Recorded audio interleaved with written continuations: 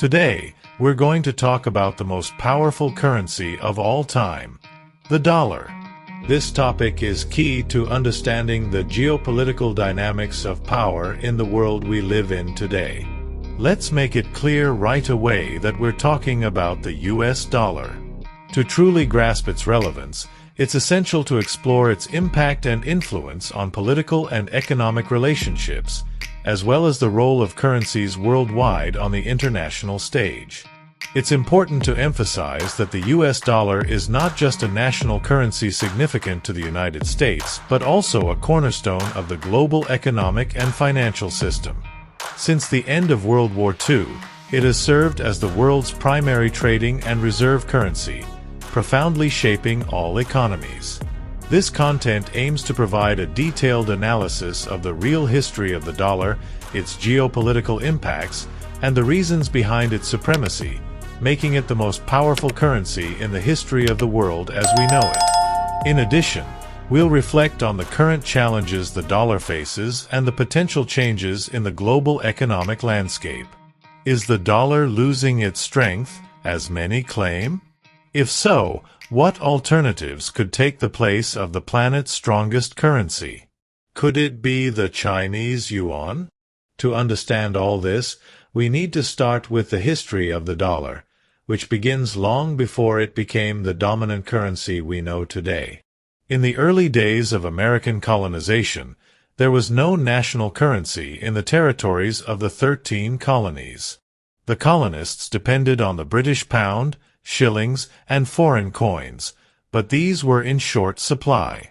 As the mother country, England severely restricted the flow of coins to its colonies, making money circulation difficult. Lacking access to sufficient British currency, the colonists began adopting alternative solutions. They resorted to a form of bartering, using commodities such as tobacco, corn, rice, and even codfish as mediums of exchange. In some regions, these items were even accepted as tax payments. However, using commodities as currency had many drawbacks. They were perishable, hard to transport, and highly variable in quality and value. This led the colonists to seek more practical alternatives. One of the options that gained traction was the use of the Spanish dollar, a very popular coin in the Americas at the time. Known among merchants, the Spanish dollar had characteristics that made it ideal for trade. It was made of silver, with consistent weight and value, making it easy for merchants to accept. This coin, widely used in the Caribbean and other Spanish colonies, began circulating in the American colonies through smuggling and informal trade exchanges. Over time, as the fight for independence unfolded, the need for a unified currency became increasingly evident.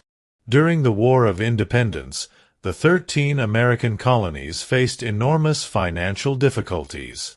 Each colony issued its own currency, leading to confusion, inflation, and economic instability. It was clear that the newly formed country needed a single, strong currency to unify its economy. It was in 1785 that the United States Congress decided to establish the dollar as the country's official currency.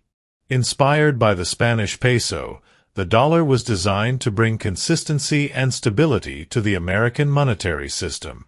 In 1792, the Coinage Act formalized the dollar's decimal system, making it an innovative currency for its time. This adoption of the decimal system was a significant milestone. The idea, championed by Thomas Jefferson, aimed to simplify calculations and make the currency easier to use. Unlike the British system, which was complex and riddled with subdivisions like shillings and pence, the dollar was designed to be logical and user-friendly. In its early years, however, the dollar was a local currency, used only within the United States. The Spanish peso continued to circulate alongside it, largely because Americans were still new to minting their own coins and relied on established methods. The consolidation of the dollar as the United States national currency was a gradual and strategic process, but it also faced challenges. In the years following independence, the dollar's circulation was limited. The colonies had been financially fragmented for so long that many states continued using regional and foreign currencies, such as the Spanish peso and the British pound. Over time, standardizing the dollar played a key role in its acceptance. The dollar was designed with a weight and silver content similar to the Spanish peso, which eased its integration into the economy.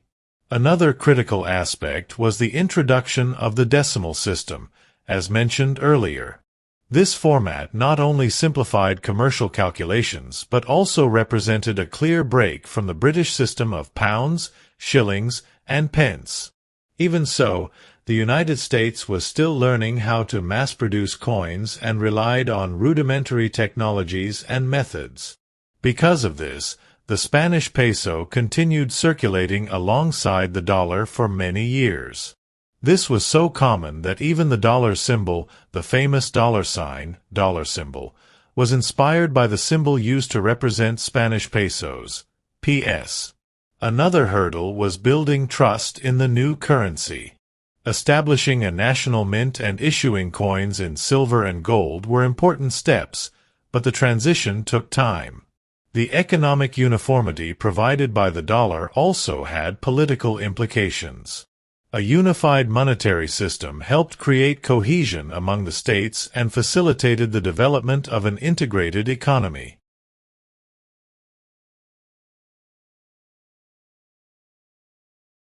On the international stage, however, the British pound still dominated, and global trade relied heavily on London.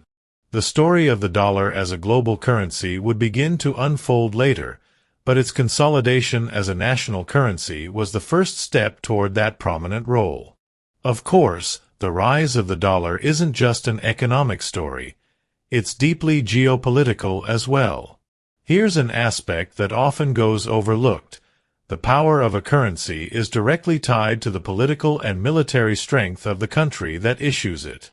After gaining independence, the United States began to grow rapidly in size and influence. Its economy expanded, particularly during the 19th century, fueled by abundant natural resources, access to two oceans, and a vast continental territory that supported a robust internal market. Adding to this was the presence of major rivers that facilitated transportation and trade across the country. However, until the late 19th century, the dominant currency in the world was still the British pound. London was the global financial hub, and international transactions were conducted in pounds. This was no coincidence. The economic strength of England, combined with its vast colonial network and dominance of maritime trade, upheld the pound's supremacy. But this situation began to change as the United States emerged as an industrial power. By 1870, the U.S. had surpassed the United Kingdom in the production of goods and services. By 1912, it had also become the world's largest exporter of merchandise. Even so, the pound remained the preferred international currency for decades. This resistance to the dollar's rise was tied to several factors. First, American banks had a very limited presence abroad. While British banks had branches scattered across the globe, American banks operated almost exclusively within the United States. This limited the dollar's use in international transactions. Additionally, the American financial market was seen as volatile and unstable. Between 1800 and 1907, the U.S. experienced 14 significant financial crises, undermining confidence in its currency. Only with the creation of the Federal Reserve in 1913 did the U.S. develop a more stable and centralized financial system capable of competing with Britain's. Another crucial factor was the relationship between currency and military power. A country's political and military strength often determines the status of its currency. In the pound's case, Britain's naval dominance and vast colonial empire supported its position as the global reserve currency. For the dollar, a similar process unfolded but gained momentum only with the global expansion of U.S. influence in the 20th century. The dollar's role as an international currency began to solidify between the two world wars, but its true rise occurred after World War II. During this period, the United States became the world's largest economic and military power, naturally elevating the dollar to the center of the international financial system. Despite its rise as a global currency, the dollar faced numerous challenges before consolidating its dominant position. These obstacles were both internal and external and help explain why the transition from the pound's dominance to the dollar's was a gradual process. Even after World War II, when the dollar began gaining strength internationally, there was resistance from other countries and economic blocs. Many sought alternatives to the dollar to reduce dependence on the United States, a sentiment that would later manifest in the creation of regional economic agreements and competing currencies like the euro. The early years of the dollar's history were therefore marked by uncertainties and challenges. Over time, however, the United States found ways to overcome these barriers, leveraging its growing economic power and the adaptability of its financial institutions to transform the dollar into a globally dominant currency. A milestone in this process was the Bretton Woods Agreement, established in 1944. This agreement pegged the dollar to gold and tied other major currencies to the dollar. It granted the U.S. currency an unparalleled level of global trust. The dollar wasn't just a currency. It became synonymous with stability for various economies. By being equivalent to gold, it became the foundation of the international financial system, cementing its role as a reference for central banks, governments, and financial institutions worldwide.